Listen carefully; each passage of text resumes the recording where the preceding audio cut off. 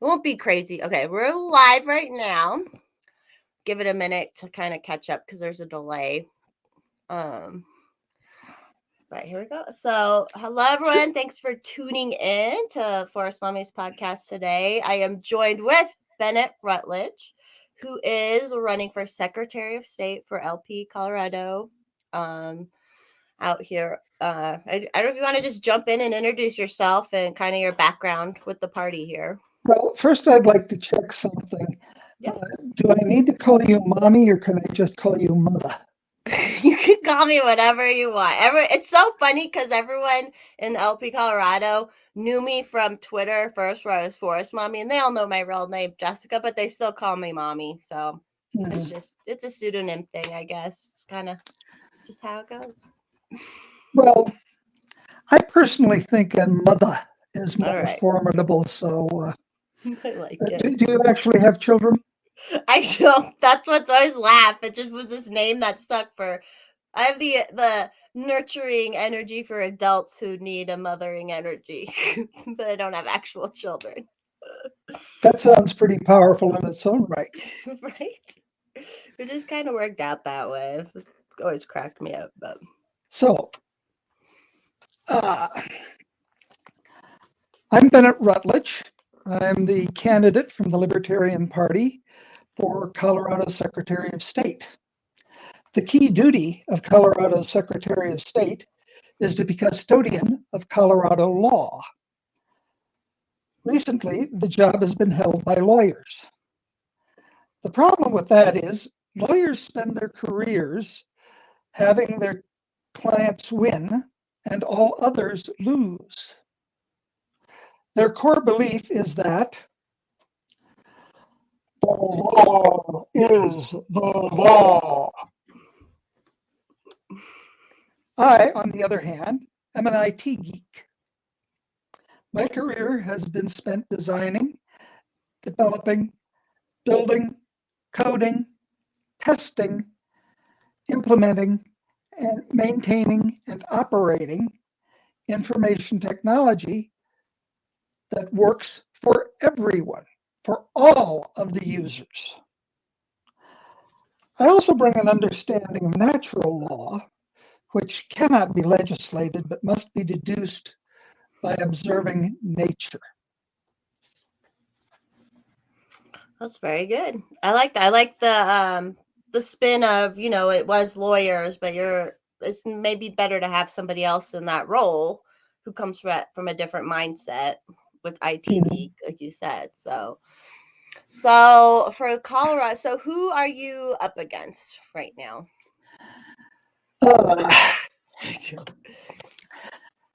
Excuse me while I refer to my notes. Yeah, you're good. It's a fairly long list.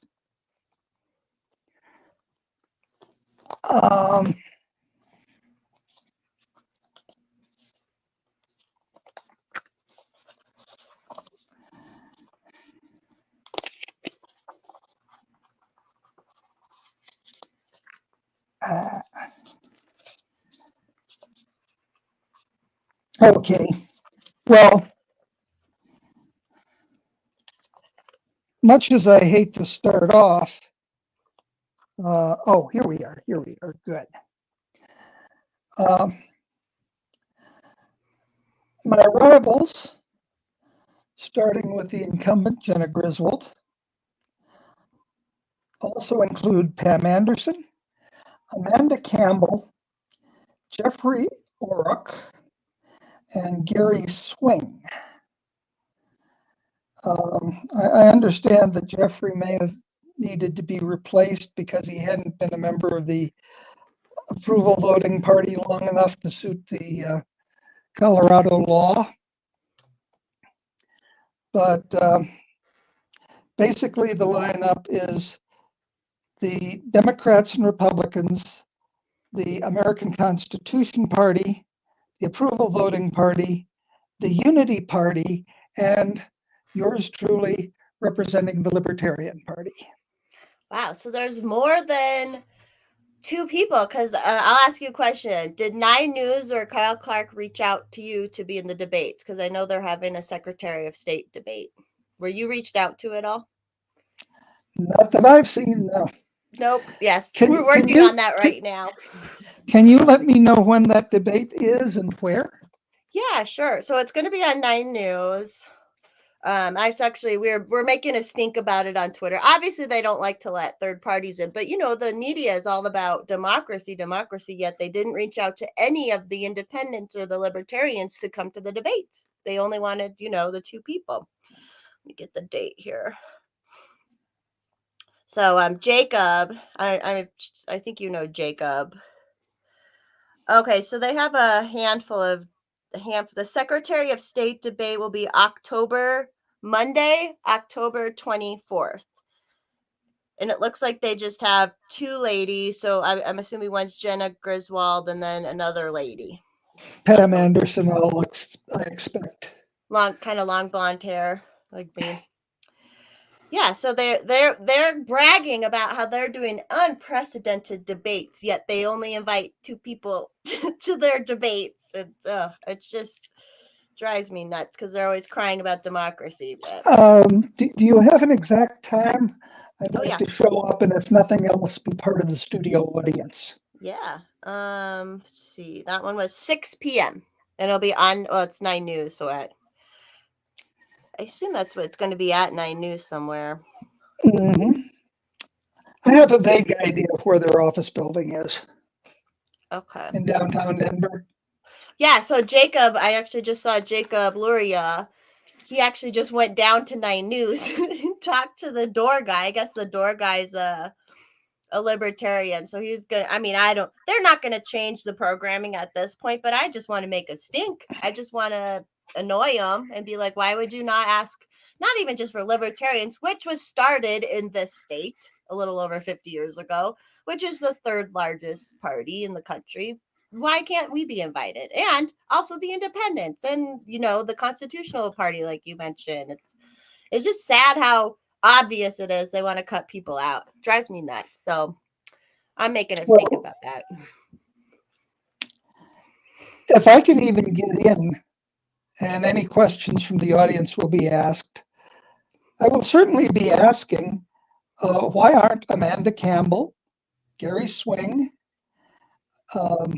whoever is replacing Jeff Orrick, or myself part of these debates? Simple. And what do they? They can try and work. They'll still try to back out of it, but it's like you can't. Like, tell us why. If you are so worried about democracy, why would you not include everybody? So that'll be good. Yeah, I hope you do get in. Maybe all of us in the LP for Colorado should just try to go to all of them. I think I'll be home for most of them, I think. So maybe I'll try to get in too. So the Secretary of State, you're in charge of all the voting stuff, will be, right? Well, yeah. Making sure and that's part of the reason that the centerpiece of my campaign is the issue of choiceless voting. You see, the Constitution of Colorado, which has its own Bill of Rights, did you know that? Colorado has its own, we have a Constitution and a Bill of Rights. A Constitution which has a Bill of Rights in it. Except the difference is that the Colorado Bill of Rights is Article 2 and was actually part of the Constitution of Colorado from the very beginning, rather than having to be tacked on afterwards in an effort to persuade people to ratify the US Constitution. And Section 5 of Article 2 reads, all elections shall be free and open, and no power, civil or military, shall at any time interfere to prevent the exercise of the right of suffrage. And that's an old-fashioned word. It lets you know that 1876 was well before the women's suffrage movement. And it's defined as the right of a man to vote for whomever he pleases. And all you have to do is remember back to the primaries a few months ago to realize that Colorado government is very fond of elections where you have one name on the ballot in each race, and you either vote for that name or you get no say in that race. And I say that contradicts Section 5 of Colorado's own Bill of Rights. And that's going to be my first and foremost effort if I'm elected Secretary of State. Excuse me. I'm still not quite used to this. When I am elected I've got to put it out there. Secretary of State. Put it out like that. That's true. So I know you said you were IT, but have you just always enjoyed law and like kind of learning to interpret it, or is this? Oh, no. I started in the information technology game as a statistician for the Federal Highway Administration, right in the heart of Washington, D.C. And perforce, I had to learn how to read the United States Code, how to research certain aspects of it, because I was writing programs to keep track of the part of the Constitution that requires that whenever private property is taken for public use, there must be just compensation.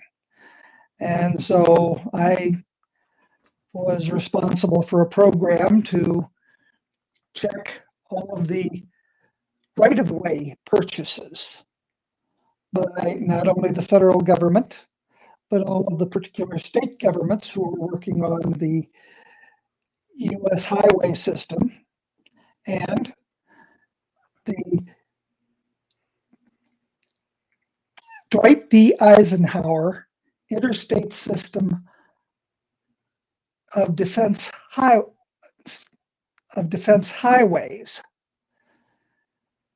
otherwise known as the interstate for short,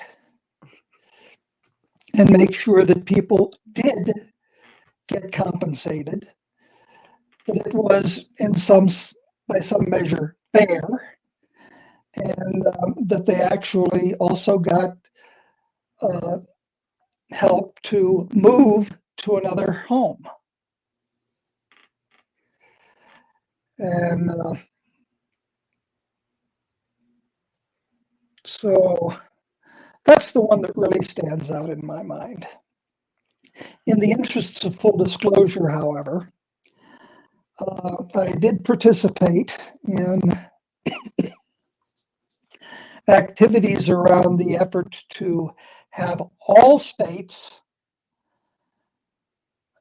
push their drinking age up to 21 or lose the funding that was specifically for highway use and maintenance.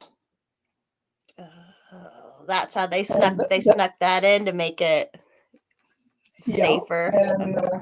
And I knew at the time that it was contrary to the 10th Amendment, but I guess I just didn't squawk loud enough.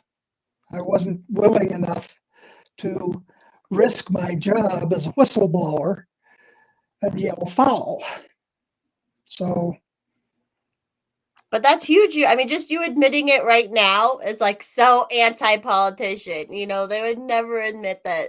I mean, look at what Joe Biden's been involved with all this time. He would never go back and say, yeah, I actually helped those things pass. So that's like, I know Americans don't value that, but I value that you can say that. Like, oh, yeah. And I think that's like a huge libertarian, I don't know, an ethic where you're like, yeah, I actually was part of something maybe didn't go, that wasn't actually good or whatever. I know I've been involved. I was on some boards for things that were actually kind of statist or like very, I don't know, kind of something that could end up at the end of an officer's gun one day. And you have to admit those kind of things. So Yeah. That takes a lot. And so anyway, getting the job in the first place, becoming a federal government official, requires that I swear an oath, and I did in the previous century in that city far away, swore an oath to the Constitution of the United States against all enemies, foreign and domestic, to uphold the laws thereof, which means I don't have to worry about any laws that clearly contradict the Constitution. So help me God. And over the years, there does seem to have been some sort of divine providence,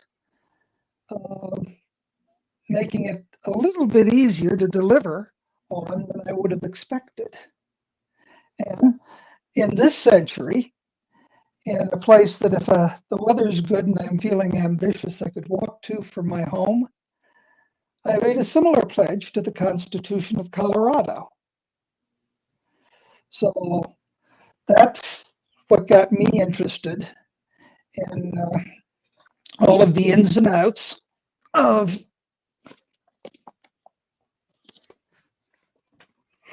this Constitution,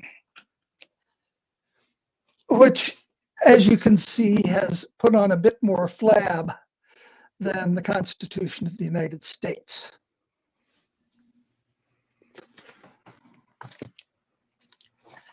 I'll have to get me one of those. I haven't even read all the Colorado one, obviously, but so were you a federal employee most of your career?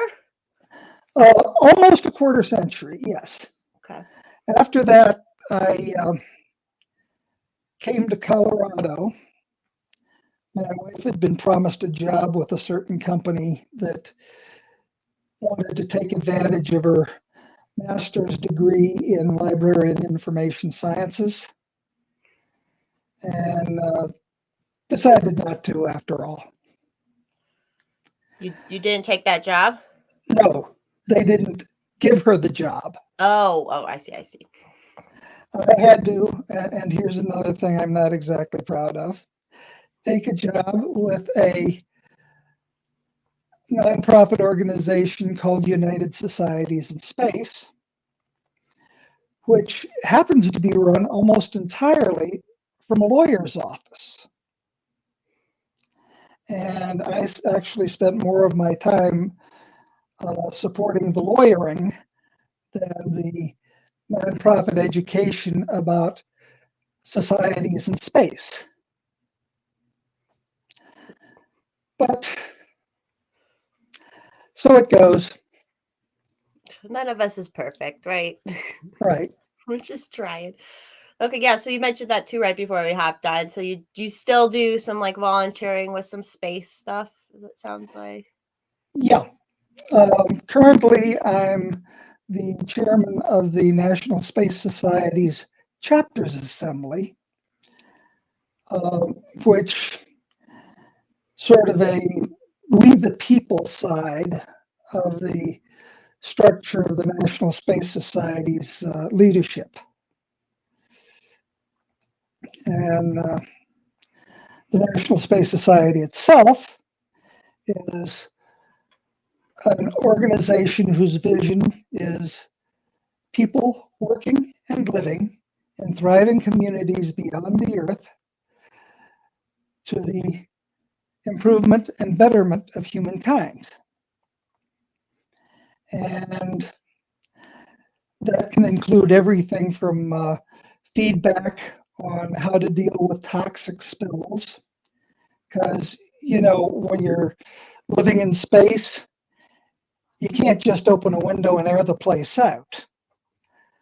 And, well, generally, your way of thinking alters when you are living just a few meters from depth pressure, as it's sometimes called, hard vacuum.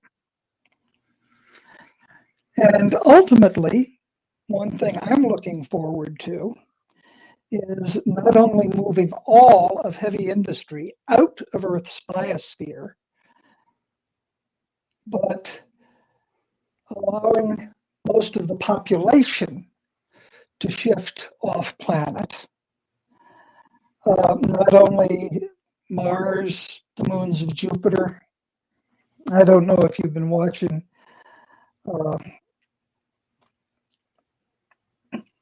any of the more recent science fiction shows, but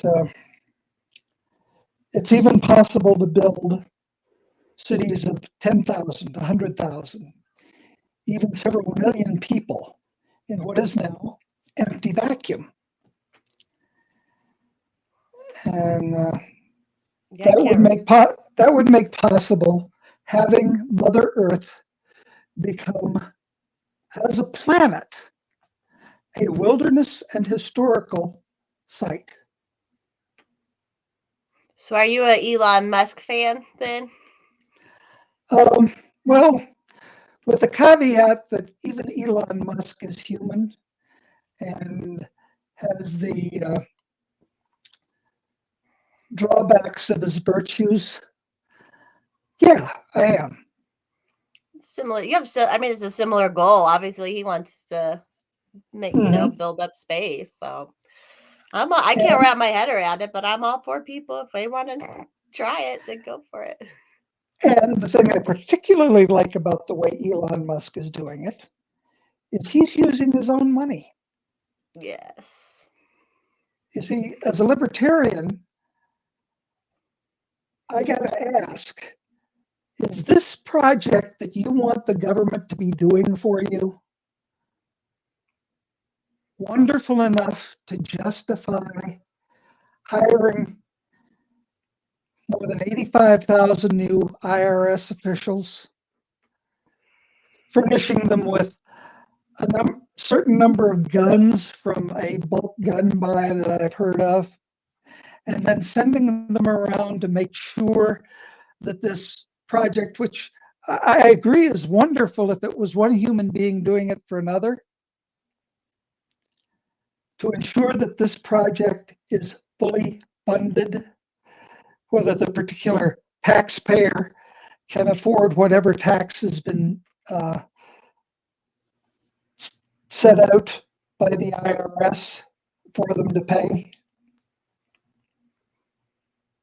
It seems like that's one of the easiest ways to everybody's so in their mind about stuff, but I try to tell them, like, yeah, all these things, because I used to work for a nonprofit that benefited from taxes and stuff. And it's like, the end of the day, just like you said, is it really worth being at the end of an IRS agent's gun if you don't want to, if somebody doesn't want to pay that for your project over here, etc. So yeah, when people like Elon want to build stuff their own, or like anytime anyone, there's so many community things where it's people, there's a lot of people who would probably come together to pay for it. I know I live part-time in Douglas County, and there's there's an open space program there, and they have had an open space tax or like a sales tax to fund it. And I'm like, when I'm down there in all these open spaces and everything, there are people there constantly. And it's like, tell me that the people who are there using it wouldn't pay to use it on their own or fund it in a different way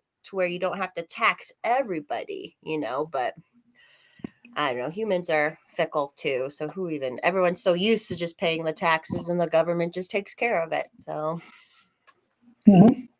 So government money does not come free. You either have to deal with taxes, or, as we've seen with the special recovery grants that have been going around lately, you have to deal with inflation. And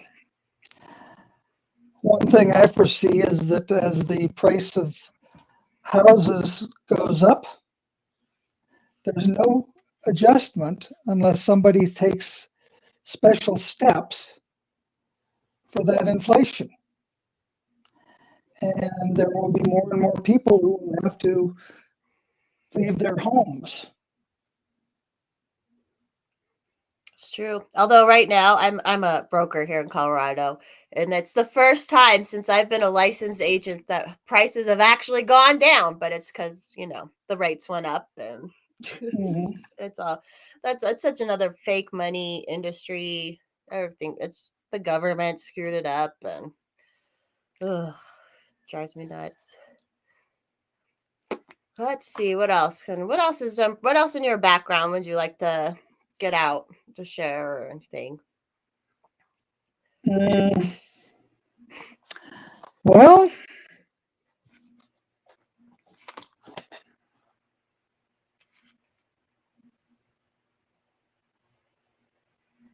okay. The Declaration of Independence,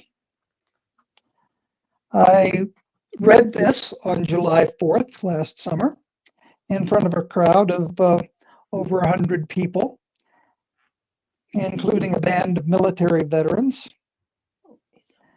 Not the most awesome music in the world, but certainly very enthusiastic. And that begins when, in the course of human events, it becomes necessary for one people to dissolve the political bands which have connected them with another, and to assume among the powers of the earth the separate and equal station to which the laws of nature and of nature's God entitle them. A decent respect to the opinions of mankind requires that they should declare the causes which impel them to the separation. Now, that is where we get the notion that the United States of America does not grow out of the Constitutional Convention, does not grow out of Congress, does not grow out of the White House, but out of the laws of nature and of nature's God. And my training is in mathematics with a physics minor. And so I have a little bit better notion of what natural law is than most political candidates. Basically, it's that law that is self-enforcing and which must be deduced by observing nature. It doesn't come from any legislature. And okay, I'm not actually in office yet, so I'm going to thump a little Bible here. I'm not allowed to do that if I'm actually a government official. I think that a lot of natural law is basically the way God created the universe. And that it may not be perfect the way humans see perfect, but it all works. It allows for planets like Earth, where life, and eventually human life, can enjoy life, liberty, and the pursuit of happiness. And depending on what kind of organism you are, happiness can be anything from a particularly nutrient-rich stretch of water without a whole lot of predators to a house in suburbia with a white picket fence and a safe place to raise your family.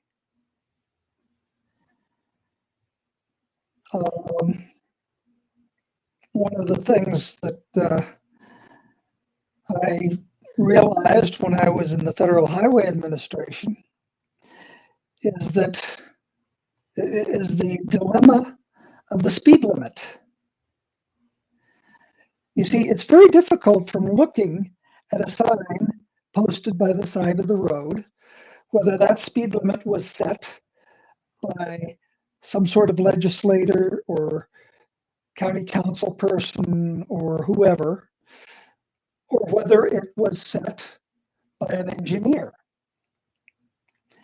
And so I'm familiar with some styles of voting that simply don't occur to most people who have held the office of Secretary of State. See, the custom in the Federal Highway Administration was to take a poll to not actually talk to the people directly, but to put out traffic counters, the two-tube style that will actually let you measure speed as well as how many vehicles are going by. And when you first open a stretch of highway, don't post any speed limit signs at all. Just let people travel at the speed they feel is best. And everyone who rolls over that traffic counter casts a vote that this is a good speed. And then you gather all the information from the traffic counters, rank the speeds in order, and at the 85% supermajority point, that becomes the speed limit. And I like the idea of an election where the choice is not obvious, but it's clearly a choice made by each individual participating in the election. And you achieve 85% of the voters being satisfied with the result. That's unheard of in most political races. I like that idea. I'd be the outlier going super fast though, setting the speed. I'm just good. Well, that's your privilege. And since we're talking about natural law here, another thing that is natural law is that there is no speed limit. However, there is E equals 1/2 mv squared. The energy in motion, the kinetic energy of going at 75 miles an hour instead of 55 miles an hour is roughly doubled.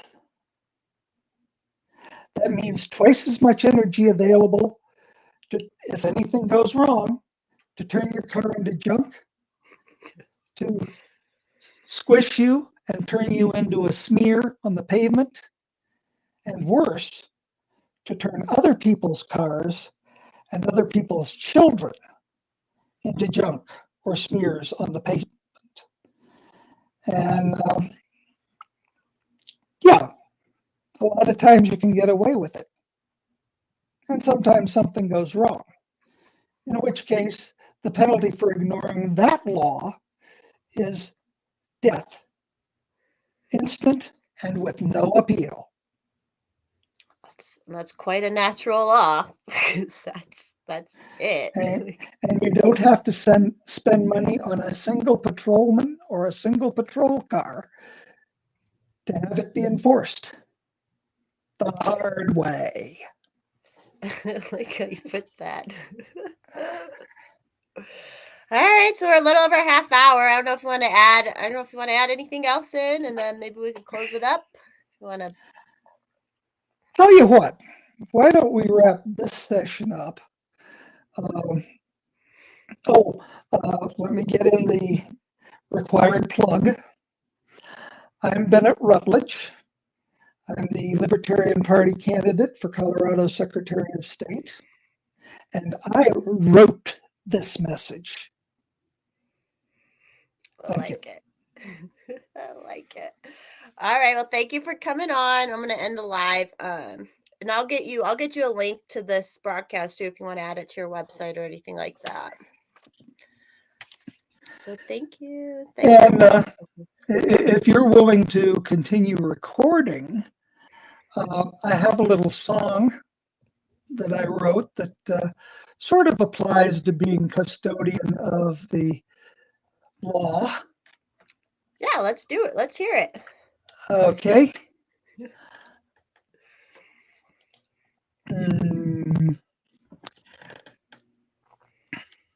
I like to set these things to some of John Philip Sousa's music, mostly because most of his work is now out of copyright and into the public domain. And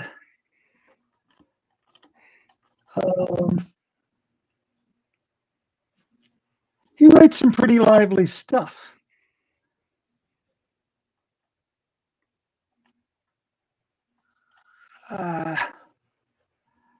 Okay, let me go up one. SOUSA.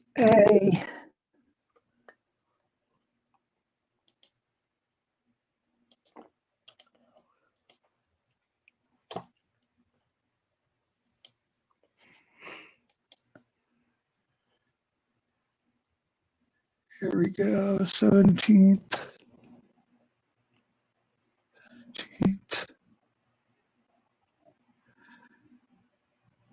Okay. So,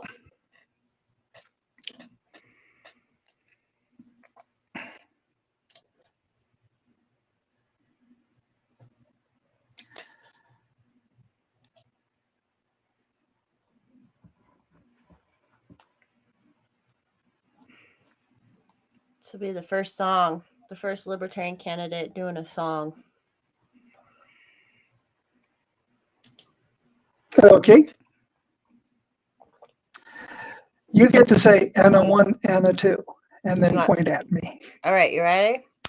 And a 1 and a 2 and a... Pundits talk a lot these days of rule of law, like we should really think that it's a thing. Lawmakers pile laws up in contradictory and vast, confusing piles which don't go away, just more and more and more and more and more and more and more and more and more and more and more and more and more and more. The law-abiding simply can't be done, and ignorance of the law cannot be helped.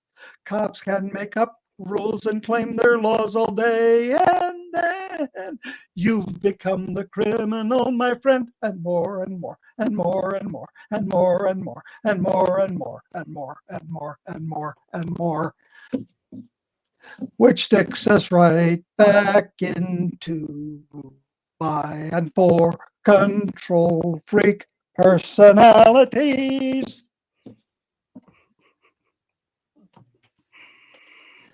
That it? I love it. Yeah. I want to clap. I love it. Oh, you're so fun. I love it, Bennett. This is what people need to see. People are only going to see like at the debates, they're going to see these boring people who are just like, career politicians and not people like you, or like probably a blast to hang out with. Yeah. And that's another thing I can bring to the Secretary of State's office is a dashboard that takes certain measurements of the most basic thing, obviously, is the number of laws in the Colorado Revised Statutes and all the other bodies of regulatory material that the Secretary of State is responsible for keeping track of. And I may have to keep this for my second term in office, but I'd also like to go through and pick out those places where the laws actually contradict each other. As a mathematician, I'm familiar with Gödel's theorem, where if you have a collection of statements that are either true or false, and as I mentioned earlier, the law is the law. If they can be put in order and numbered, and yes, the Colorado Revised Statutes has numbers like 18-8-103, and if this collection of statements is sophisticated enough to talk about itself. And yes, there are laws about making and repealing laws. Then you must either have contradictions, unresolvable contradictions among the statements, or you must have unanswerable questions that can be considered in this system of discourse. And so even the Constitution of the United States is godalized, as the word goes. However, the thing that convinces me that the Constitution is inspired by divine providence, or whatever you want to call it, is that the framers of the Constitution put in the 9th Amendment. The enumeration in the Constitution of certain rights shall not be construed to deny or disparage others retained by the people. And the 10th Amendment, the power is not delegated to the United States by the Constitution, nor prohibited by it to the states, are reserved to the states respectively or the people. They put in a couple of provisions that made it clear that we should be leaning heavily in the direction of questions the government must not answer in dealing with this paradox of godalization. And this is 150 years before Kurt Gödel came as a refugee from Europe to the United States to become a citizen. There you have it. They knew what they did know what they were doing back then, although we're in a kind of funny place now, but that's all right. Yeah. All right. I'm going to end the recording. Thanks everyone who is watching. There weren't any questions that came in, so thanks again, Bennett, for coming on. And thank you for having me. Thank you.